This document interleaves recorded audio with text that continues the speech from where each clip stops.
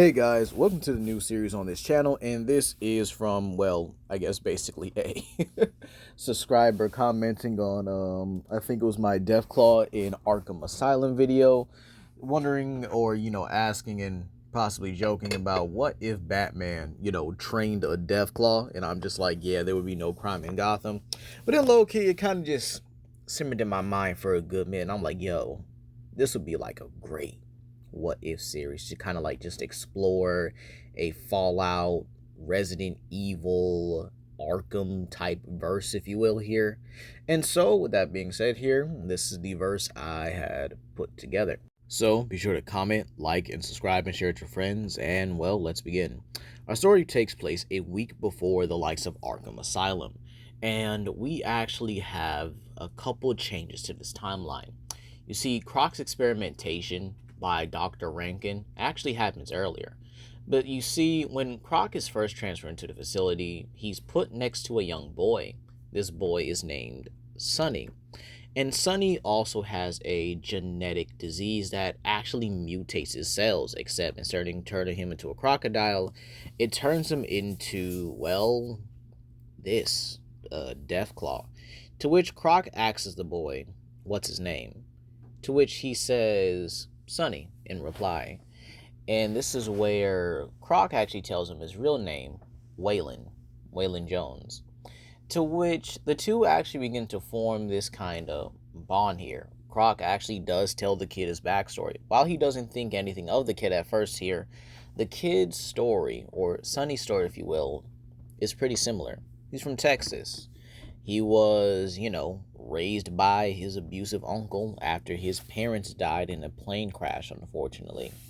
And so his genetic mutation kicked in. He was bullied. He was, relentlessly picked on. However, he had one friend. It was the only person he cared about, this local nurse. However, eventually his dad found out and, he moved him away, but he thought the abuse would probably continue, but it just seemingly got worse when his dad simply his uncle sold him for a huge sum of money to this doctor. And so Croc says, look, I get you, kid, and I like you, but you have to understand here that what's probably going to happen to us is probably going to make us a lot worse. To which Sonny says he knows, he understands it, and in some ways he's kind of desensitized to it. So for the past few weeks, he and Croc do bond together over their trauma. They're tortured by Rankin over and over again, different ways and some similar. They're cut open, sliced up, they're tortured with electricity, gunfire, everything. This traumatizes Croc's body to the point where he does look like his Arkham Knight self a lot earlier in the original. And Sonny, he begins to grow. His muscles increase. His skin density becomes thicker, so much so that armor-piercing bullets don't even go through him anymore. And horns grow on his head, spikes grow on his back, and his tail fully forms here. And so, eventually, when having enough of it here, he and Croc actually break out of this facility here, crashing the blimp down. And in doing so, they manage to get away. They both swim out of Gotham, and well, Croc says he'll look out for him, and Sonny believes this. And well, Croc keeps the end of his bargain. He looks after Sonny, taking care of him, showing how to survive on his own in this cruel world here. Until eventually, it seems like it's going to come crashing down when Batman appears here.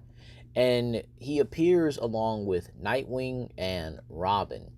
Sonny, not really knowing how to really defend himself, kind of cowers in fear of Batman and the rest of them, and Croc easily steps up trying to defend him here, and well, they're confused, and they're a little conflicted. This is where Croc tells them about Dr. Rankin and everything here. He says, look, you might be able to imprison me.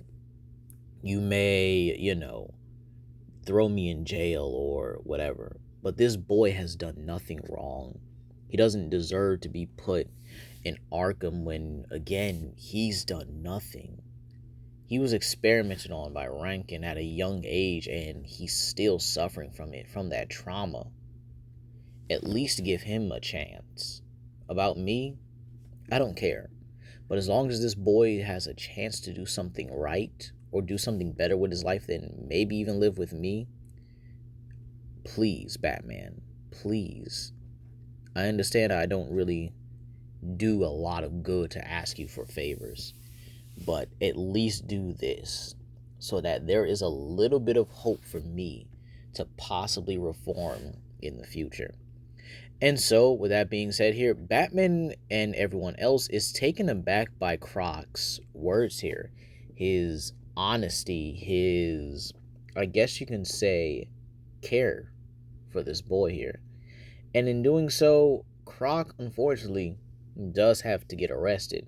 However, Nightwing and Red Hood go on a case to uncover a lot of Dr. Rankin's research, and well, Rankin gets sent to prison for crimes against humanity.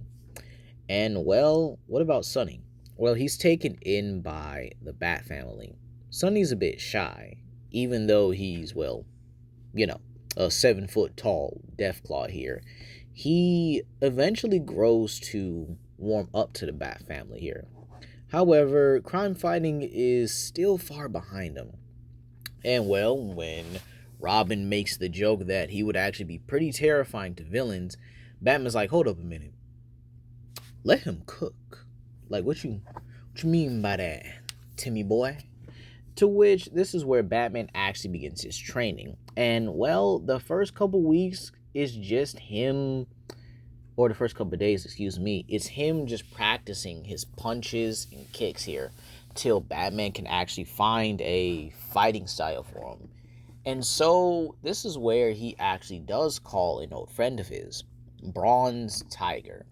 Bronze Tiger comes from all the way from Japan and actually comes over with a couple of, well, scrolls, to which he puts 3 in front of Sonny, each of them embodying an animal: the bull, the elephant, and the alligator. To which he looks confused here. And then Bronze Tiger explains, oh, these are 3 animal forms. These are basically sophisticated martial arts that allow the user to, well, I guess you could say combat them, but in a more controlled and disciplined manner. To which Sonny nods and says that it's kind of hard to choose. Can he learn all 3? To which Bronze Tiger is a bit taken aback. No one's really ever managed to learn 3 forms pretty efficiently. And this is where Sonny says, look, he's pretty adaptable.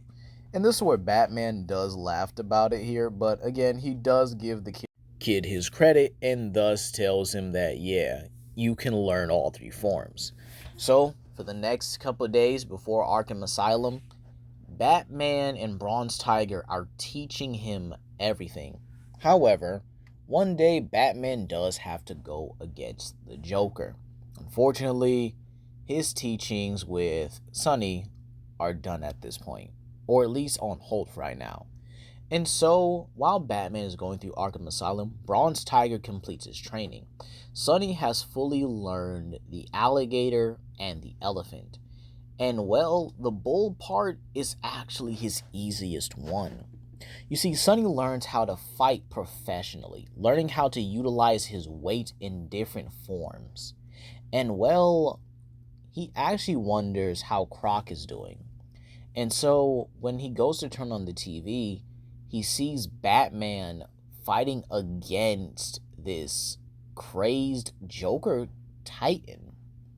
To which he's curious, and this is where both Alfred, Oracle, and Robin basically tell him about the Joker, and even telling him about Jason Todd, the stuff that Joker's done to him, the stuff that were on these videotapes.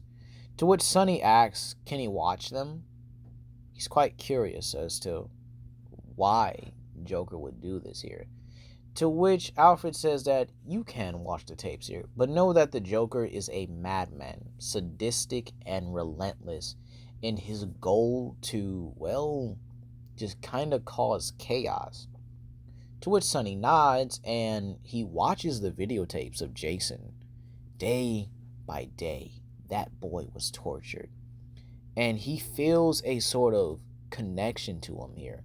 While, yes, Jason, was kind of caught and tortured by Joker, it's the fact that he can feel some relation to Jason here, being tortured for fun or profit, even.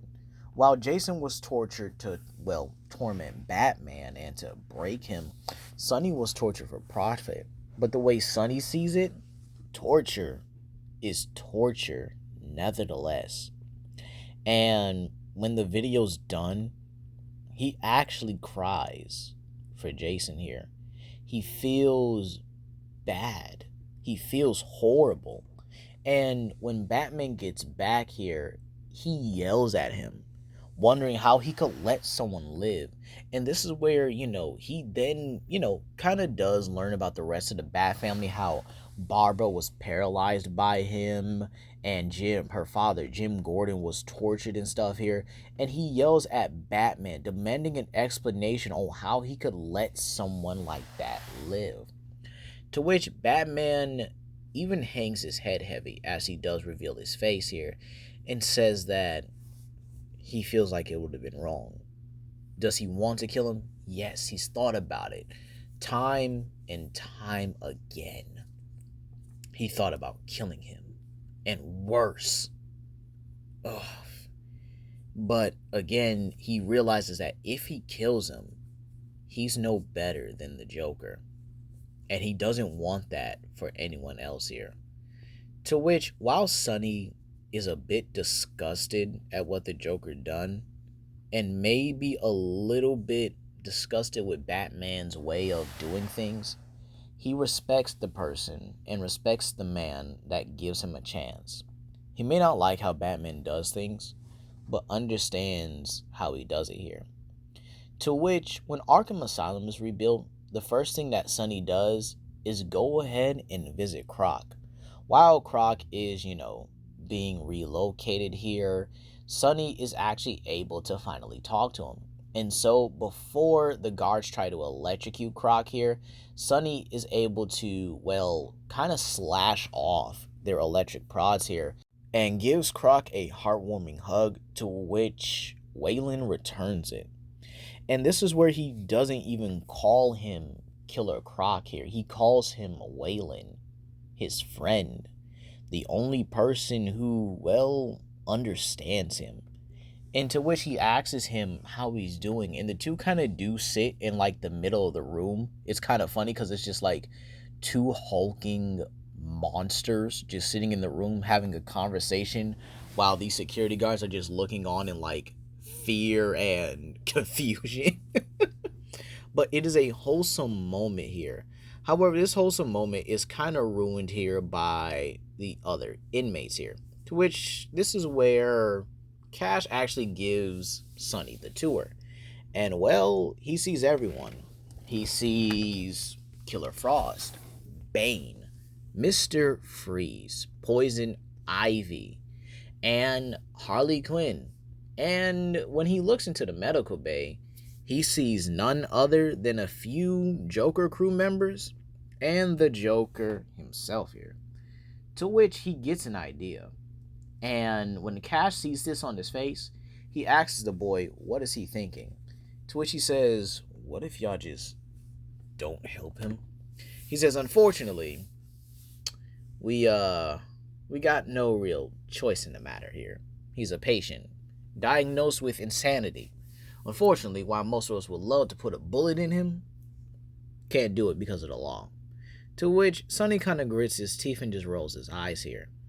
And so when he turns, the one inmate does catch his attention, and that is Killer Frost here, finding her a little infatuating, if you will, here. To which she notices and looks up from a book, asking the big guy what he wants. And Sonny just simply says, don't know. not yet. To which Frost does try to take advantage of Sonny's confusion and actually begins to play a little flirtatious with him.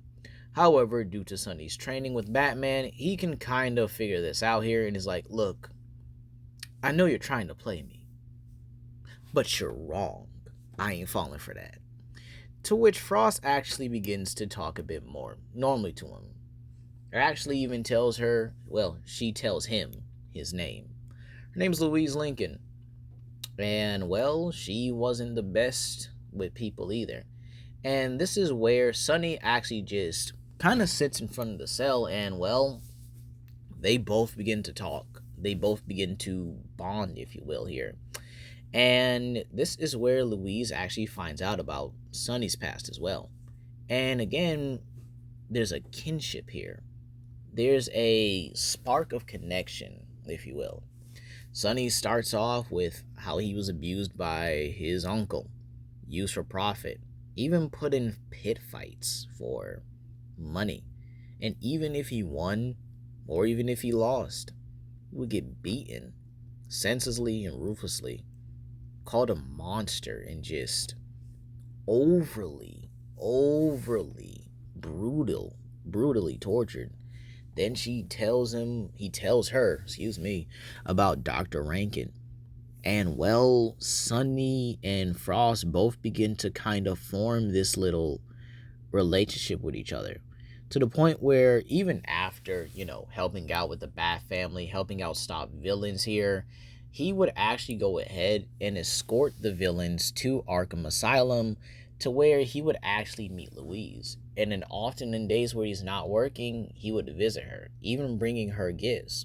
To which this would actually form their relationship and actually build the foundation of it here. Someone that looks at Sonny more than him just being a monster, and the same for Louise. Someone that understands her, someone that gets her, and someone that loves her for who she is, despite her chilling personality. To the point where on one visit, Louise actually takes that risk and kisses him here. Unfortunately, this does earn her a shock from her collar, but Sonny is quickly able to kind of like rip it off for a little bit.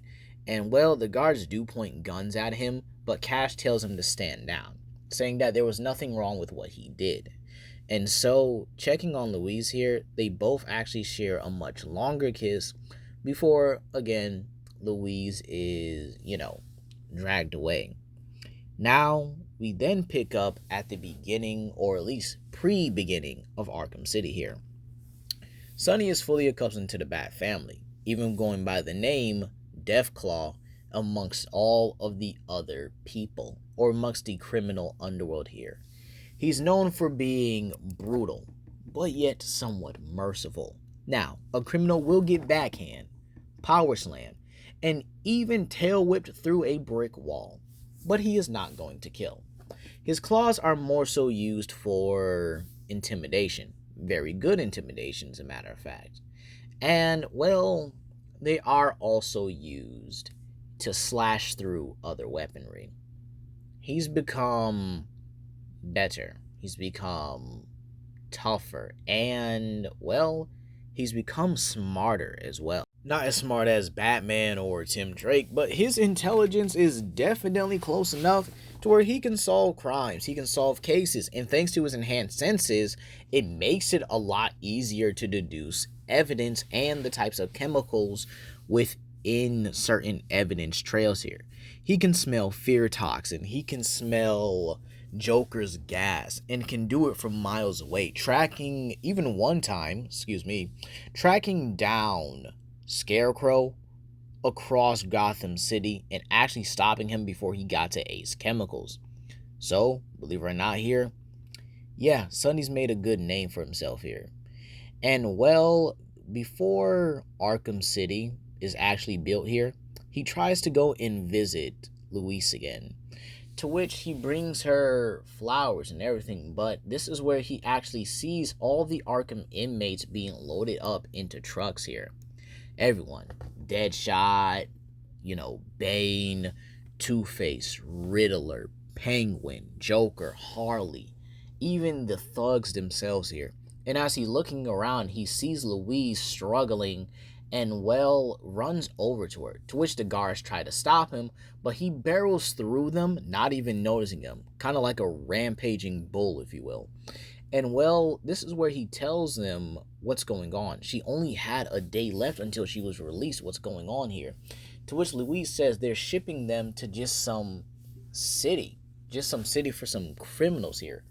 And Louise says that she's been trying to, reform. She's actually done all the good work so that they could be together. And this is where he's cut off, or she's cut off by Strains, saying that unfortunately, Miss Lincoln does not qualify for release just yet. Still a couple more things to do and still a couple more paperwork to go through. To which, as Sonny grits his teeth, he balls his fist up, getting ready to punch a hole through Strange here. However, the Tiger Guards do step in for a little bit here until Batman arrives, de-escalating the situation. And so this is where he tells Deathclaw to stand down. However, he looks confused, as in, what the heck is this? To which Batman says, look, I know. She was about to get out. I get it. But right now, they need to find out what's going on. And so Sonny, unfortunately, grits his teeth and tells Louise, holding her by her shoulders comfortably, and tells her that he will make sure she is fine. And he promises that. To which Louise and him share another kiss before she is transported into the trucks. And she says she'll hold him to that promise. And so the trucks are off, with Deathclaw then looking at Batman with an aggressive look that even gives Batman a slight startle, if you will. And he tells him, calm down. I get it. All right? You've done good. And I'm proud of you. But look, there are some things we need to do in order to investigate deeper. We'll get her out of there, and we'll get her out properly. But right now, they need to figure out what's going on in Arkham City. Can you stand by me on this? To which, while Sonny is frustrated about having to let Killer Frost go, he reluctantly sighs and says, yeah, he's got your back, And, well, Batman nods and pretty much, puts a hand on his shoulder, telling him thank you. And so, the first part of Arkham City actually begins here, with Batman being captured. However, Sonny is off in the distance, monitoring and keeping, watch, with Oracle in his ear. However, as he's looking around, he doesn't see Frost, in hopes that she's okay. To which, this is where Oracle says, look, focus on Batman right now. Focus on him. To which, yeah, he does manage to get his thoughts together and does focus on Batman, who is captured and taken in. This is where he pretty much stealthily follows the trucks, which I think is actually pretty scary here, because imagine a Deathclaw stalking you and you don't even notice it. Like, do you know how those things walk? Do you know how fast them things move? And you got one with ninja-like skill? Oh, nah, I think I terrified myself. Woo. So, with that being said here, Sonny is able to stealthily follow the trucks here without them noticing him at all here, and is able to position himself on top of one of the trucks so well that his weight does not buck anything on the truck here. Again, terrifying. However, he's able to leap onto the walls of Arkham City here and is able to actually crawl across the barbed wire. Keep in mind, his skin is way too tough for this to even hurt him. It doesn't even scratch the scaly skin of him. It's just more or less like moving through a wool or a cotton bed or a cotton bush, if you will. That's all it is to him. It's not scratching it, it's just nothing. He's able to move through it, and well, before two guards can spot him, he pretty much grabs them both by the heads and smashes their heads together. So yeah, concussion, badly and brutally. And so he's able to see everything, even spawning a mysterious being with a cloak, a red cloak, red and white to be exact. And so Sonny takes his place on a building right next to that, across from that same person here, and watches as Bruce Wayne helps out Jack Ryder. And he actually laughs at this, saying that, it would be some sadistic irony if he got knocked out. To which, yeah, that kind of happens, and Sonny kind of holds in his laughter, to which Oracle says that's not funny. And he says, yeah, it kind of is, because, he could have countered that in 3 moves. Everybody knows that. And so, with that being said here, he watches as Bruce takes out Penguin and is just kind of sitting up there, like, quite casually. And he says that if he had popcorn, this would be enjoyable. To which, with his help, Bruce is actually able to get up there or get to the location for his batsuit far earlier and far quicker than the original. He still has the conversation with Alfred, but again, Deathclaw is actually there for him, there to help him along the way. To which, this is where Sonny states, look, he can't get her out of his head. To which Batman says he knows. He understands how you feel, how he feels. And he says that, look, I can take it from here, all right? Why don't you go and find her? Make sure she's safe, make sure she's okay, and make sure no harm comes to her. To which Sonny hugs Batman, and while Batman is a bit, stoic about this here, he does give his monstrous son a hug here. Despite the fact only knowing him for like 2, maybe 3 weeks right now, Batman's come to care about him, understanding that he could have went down the same path as Killer Croc, but he chose to be better, and he chose to fight for justice, and hopefully something more. In understanding that he was able to reformat a villain with his heart, something that Bruce hopes to do one day with another significant other, he, bids him farewell and says that he will be calling him soon. So with that being said here, Sonny takes off, now tracking the scent of Killer Frost. And that's where we're going to leave it off here today, guys. Please comment down below, like and subscribe and share with your friends. This is Legendary Grimlock, and I hope you guys enjoyed this story. Peace.